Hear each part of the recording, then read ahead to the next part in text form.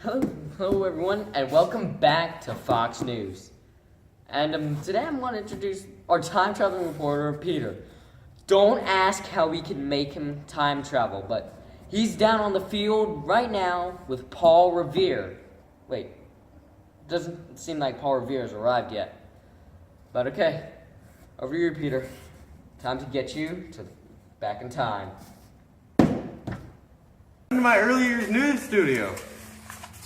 Yeah, about that? It was the battles of Lexington and Concord. Paul Revere? Yes, it is I. So what happened during the Battle of Lexington and Concord? The battles of Gase and Concord were fought because tensions had been growing for years between us residents of the 13 American colonies and the British Redcoat authorities, particularly in Massachusetts. Well, what was the first shot fired even called? It was called the Shot Heard Around the World. And why was it called that? As of now, no one knows. And no one will, I assume. Yeah, Do you know anything else? that's all I know about the battles of Gase and Concord. Who won? America won. You say that too? Yeah, don't ask. And back to you, Ryan. Thank you for tuning in again to Fox News. Once again, our time-traveling reporter, Peter, is on the field live right now with the author of the Declaration of Independence himself, Thomas Jefferson. Over to you. Thank you, Ryan. I'm here right now with the author of the Declaration of Independence, Thomas Jefferson. Great to be here. So what was it like writing the Declaration of Independence? Well, you could say it was really boring. What did it say? It said this: when in the course of human events it becomes necessary for one people to dissolve the political bands which have connected them with another, and to assume among the powers of earth the separate and equal situation to the laws of nature and nature's God entitle them. A decent respect to the operations of mankind requires that they should declare the causes which impel them to this separation. And yeah, that's all I can say for right now. And there is still more that you won't tell me? Well, I can live with that. I'll tell you, this is a lot of writing.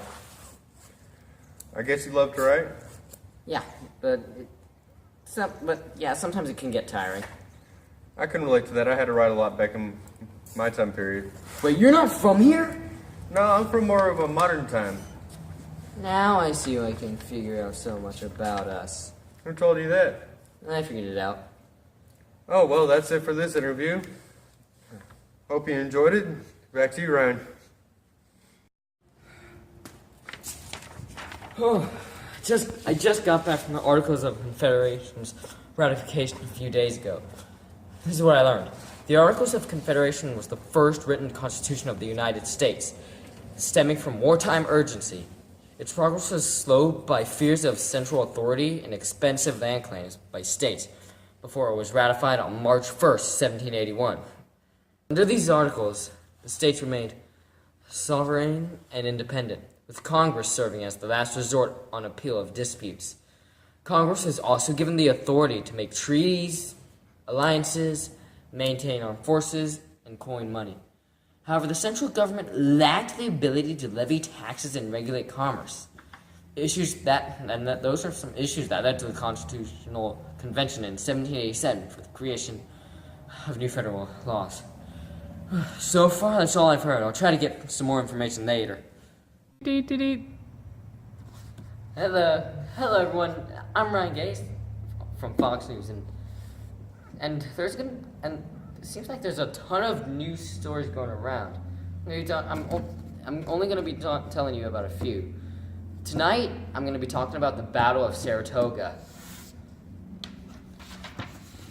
So during the Battle of Saratoga, the scope of the victory is made clear by a few key facts. Well, let's see what they are. On October 17, 1777, 5,895 British and Hessian troops surrendered their arms. General John Burgoyne had only lost 86% of his expeditionary force that he had triumphantly marched into New York from Canada in the early summer of 1777. Okay, so how many papers do you have of this? Divide and conquer strategy. Let's hear about this. So apparently the divide and conquer strategy that Burgoyne presented to the British ministers in London, it was to invade America from Canada by advancing down the Hudson Valley to Albany. There he would be joined by other British troops under the command of Sir William Howe. Howe would be bringing his troops north from New Jersey and New York City. Burgoyne believed that this bold strike would not only isolate New England from the other American colonies, but achieve command of the Hudson River and demoralize Americans and their would-be allies, such as the French. Okay, that seems interesting. It seems like there could be a lot going on. And there's more. Wow. It's probably one of the biggest events we're going to be talking about.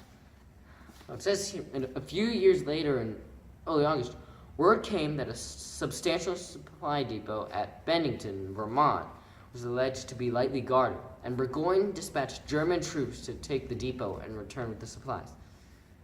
But this time, however, stiff resistance was encountered, as American General John Stark surrounded and captured almost 500 German soldiers. Wow. It seems like the Germans must have been having a really bad day that time. One observer reported Bennington as the completest victory ever gained in this war. Don't know if that makes sense or not, but that's what the paper says. Seems like Burgoyne realized too late that the loyalists. Burgoyne now realized too late that the loyalists, or the Tories, who were supposed to have come to his aid by the hundreds, had not appeared, and that his Native American allies were also undependable. I wonder why.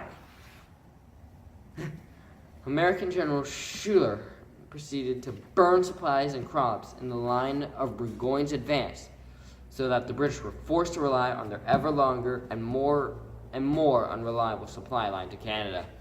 On the American side, however, General Horatio Gase arrived in New York to take command of the American forces.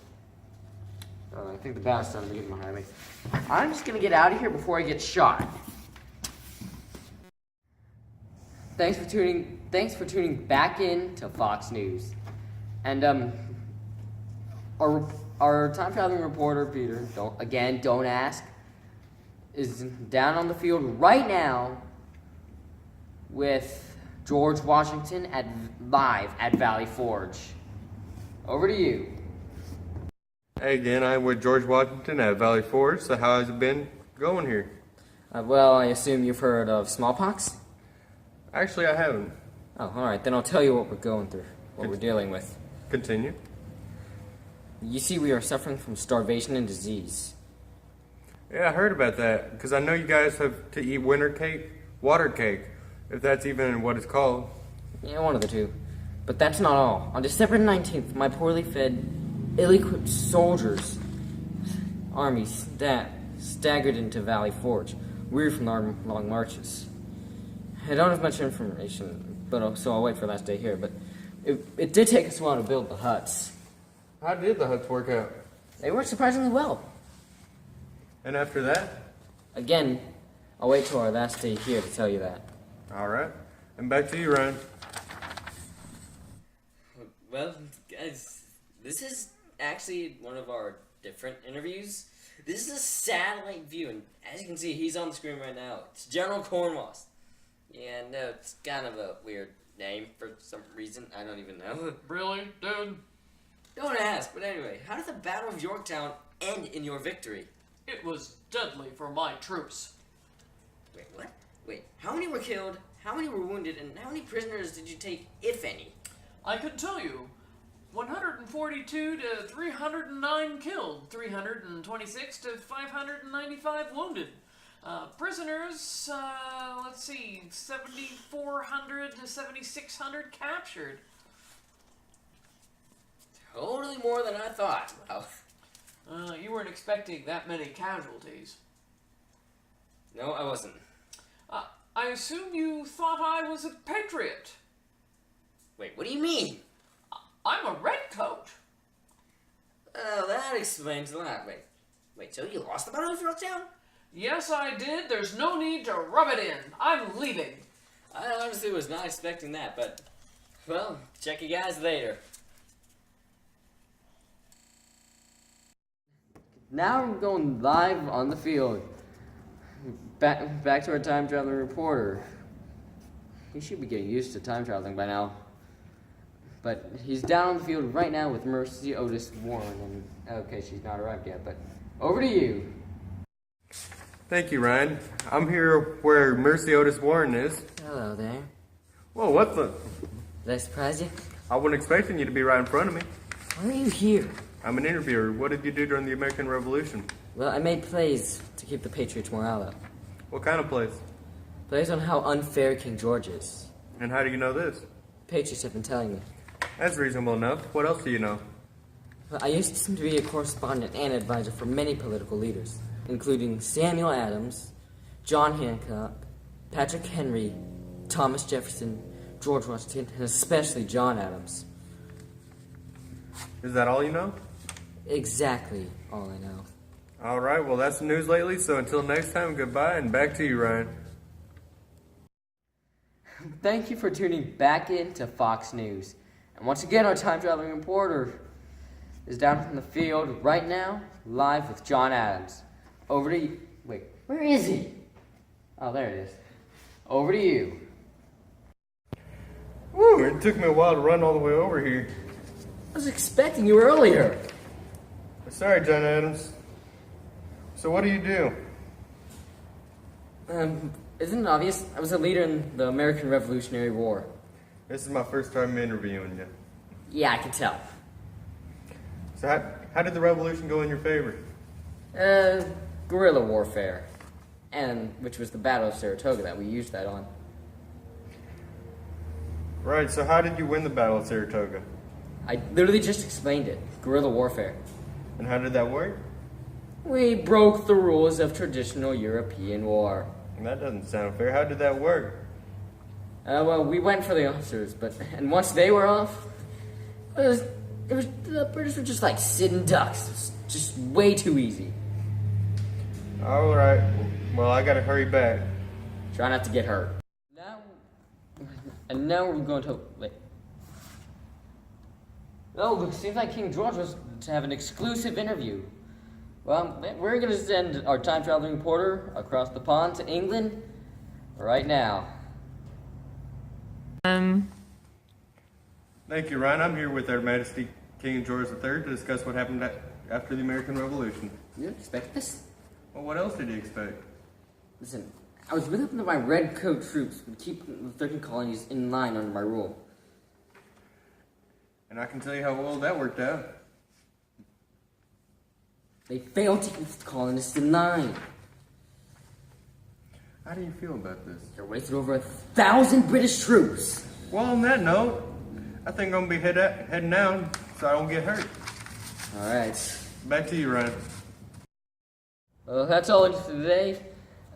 This has been Ryan Gase from Fox News, and until next time, we're running way too long. We don't have room for another interview.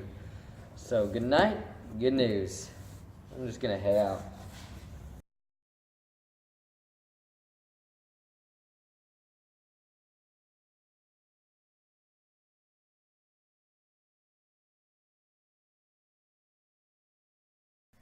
Okay, clear the set. We're done. Where the heck is everyone? How could you forget about me? Seriously? Please leave, sir. What do you mean? We're done now. Look, it took forever for me to get the Treaty of Paris. Really, do you guys not like me or something? Who are you again, sir? I'm Ben Franklin. Who? Benjamin Franklin. What did you do? I invented the stove, Popeye stove. I invented Popeye stove. I got the Treaty of Paris. And no, not Paris, Texas. It's literally in France. Did you do anything else, sir? I helped with the Articles of Confederation. I'm starting to sound like a sassy girl right now. Yeah, that's